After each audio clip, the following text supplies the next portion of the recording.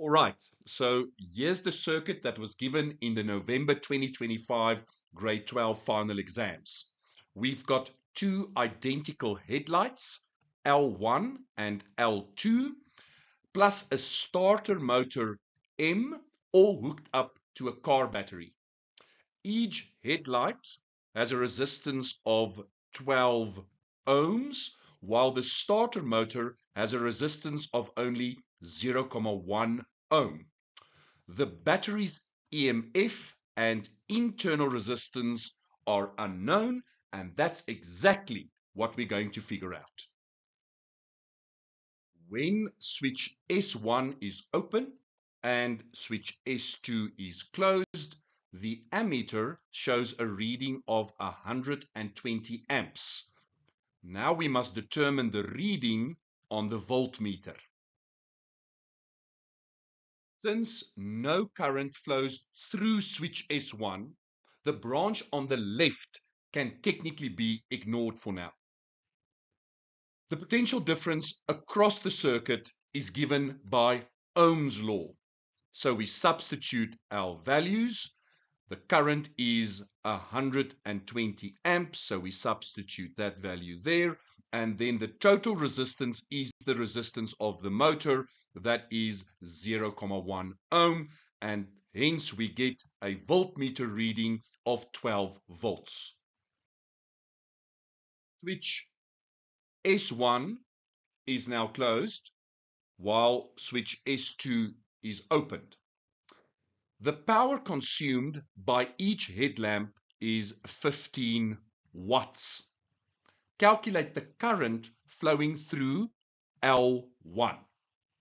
Now, there are three equations that we can use in this case. We have the power consumed, so that means we have the value for P. Secondly, we have the resistance. It's that 12 ohm. So we have resistance. So this third equation is out. What are we looking for? We are looking for the current I. So that means we will have to use the first equation on our list. We can rearrange our equation for current, and then we just have to substitute our values. P power 15 watts, R resistance 12 ohms, and hence we get a value of 1.12 amps. And since L2 is identical to L1, that means that the same amount of current will flow through L2, i.e. 1.12 amps. What will the reading be on ammeter A1? Well, we are just going to add the current through L1 and the current through L2. In other words, the sum of the two parallel branches.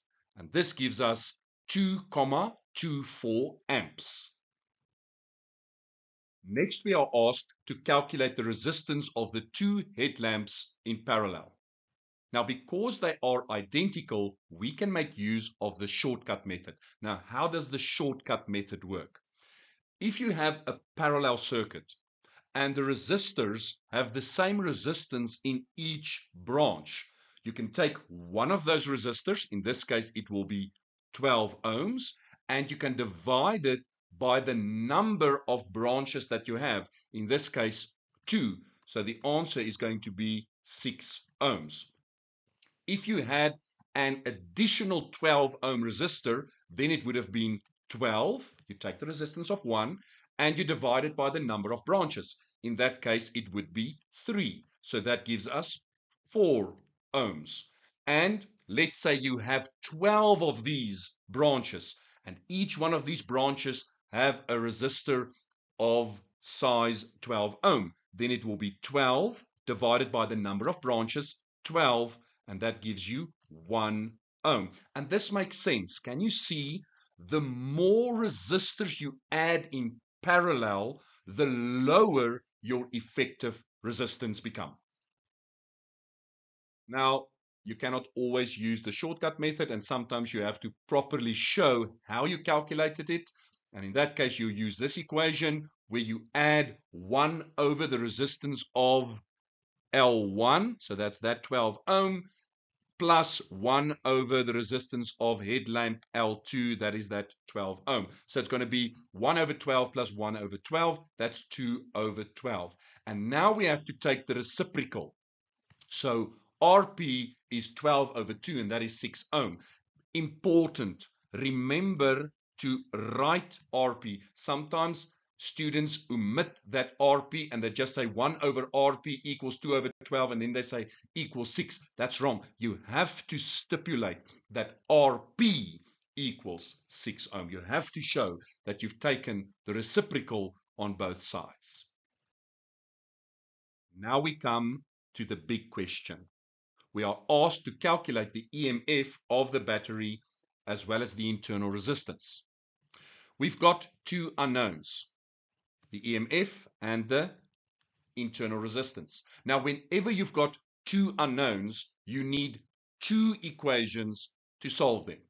So we are going to look at two different scenarios in the circuit, each giving us a piece of the puzzle. And once we've got both equations, we can solve them simultaneously and find the EMF and the internal resistance. For the first scenario, switch S1 is closed and switch S2 is open. Now, let us set up our equation for EMF. We are using the adjusted form of Ohm's law, where we include the internal resistance of the battery.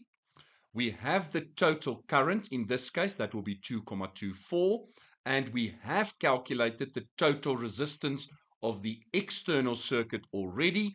That is the 12 ohm and the 12 ohm in parallel together, giving us 6 ohm. And if we then simplify this, we get that the EMF is equal to 13,44 plus 2,24 R. So this is going to be our first equation. It links the EMF to the internal resistance. Now we need a second equation to solve both. In this scenario, switch S1 is open and switch S2 is closed. We know that the total current in this scenario is 120 amps. So we are going to substitute those values, the 120 for the total current, and then the resistance of the motor, that's 0,1, and hence we can simplify the equation, and this gives us then equation number 2. So there are our two equations. To solve for the internal resistance R, we set the two equations equal to each other. This we then simplify, and finally we divide both sides by 117,76. So the internal resistance of the battery works out to just 0,012 ohm. Really small, but that's exactly what we'd expect from a car battery. Now you have a value for the internal resistance. You can plug it back into your first equation, and that gives you an EMF of 13,464 volts. You could have also used the second equation, and as you can see, both values agree really closely, about 13,46 volts, and that is the EMF of our battery. Now for the big question. When you turn the key in the ignition, in other words, when you close the switch of the starter motor while the headlights are on, what's going to happen to those lights? Are they going to shine brighter, or are they going to start to dim? Now here's where a lot of students get stuck. They don't realize that the starter motor is connected in parallel with the two headlights. As you can see, the current flows from the battery and then it reaches this point. And what happens there? The current splits. Part of it will flow to the left through ammeter A1, and part of it will flow through ammeter A2. So to make this question a bit easier to tackle, I've redrawn the circuit diagram. You are more than welcome to compare this drawing to the previous one, but as you will notice, it's exactly the same circuit with some cosmetic changes, but here you can clearly see that the motor is connected in parallel with the headlights. So let's answer the question. When both switches are closed, we've got more resistors in parallel. And remember, as I've shown when we did the shortcut method, the more resistors in parallel, the lower the effective or the total resistance of the circuit. And that's a common mistake many students make. They think that by adding resistors always increases the resistance. This is only true if you are adding resistors in series.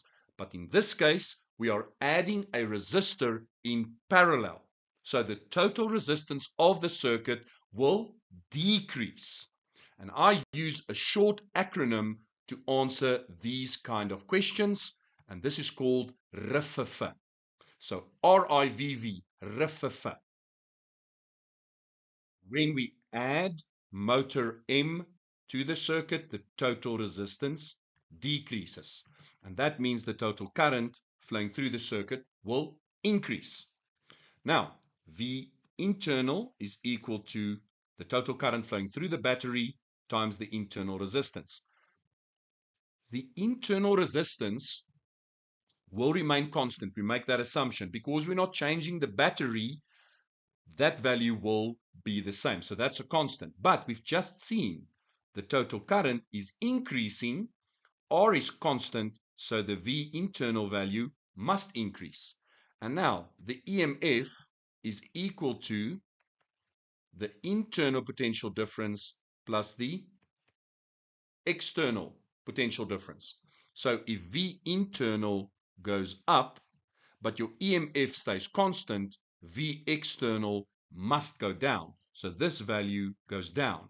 The value on your voltmeter goes down. And now what will happen to the brightness of your lights? Remember, power is equal to V squared over R. And what do we know? We know that V squared will go down, and we know that R will remain constant. It's still 12 ohms and 12 ohms. That has not changed. So what will happen to your power? That will go down. So because of this, the brightness will decrease. And that is why when you turn the key in the ignition, the headlights don't go brighter, they actually dim. Now I know the values are different, but look at the value for the current 1,71 and the voltage 10,29 volts. It's a similar setup than the one we looked at. Now if we close that switch, the total current increases and the external potential difference decreases. And look at the brightness of these light bulbs. I'm going to open the switch again, nice and bright, close it, and there you see it dims. And this is just for you to visually see that if you turn the key in the ignition, why do the light bulbs dim and afterwards increase in brightness again? I hope you enjoyed this video with me. Please remember to like and subscribe. And if you have any questions or thoughts on the circuit, please drop me a comment below.